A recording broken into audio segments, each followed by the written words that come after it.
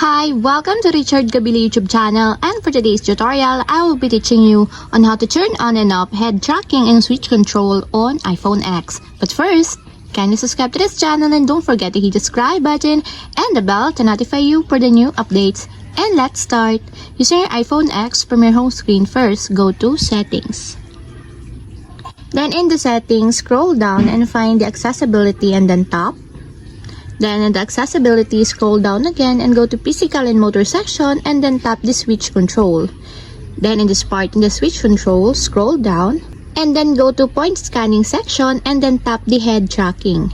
Then in this part in the head tracking, as you can see, there's a switch button located on the side of it. Then all you have to do is just tap it to enable until it becomes green. When the head tracking is enabled with an item in the switch control menu, head tracking uses the camera to track the movement of your head to control a pointer on screen and track spatial movements to perform actions. And if you want to disable or turn off, just tap again the switch button just like this. And that's it, we have successfully turned on and off head tracking and switch control on iPhone X. If you have a question, can comment down below and don't forget to hit the subscribe button and the bell to notify you for the new updates. And thank you for watching!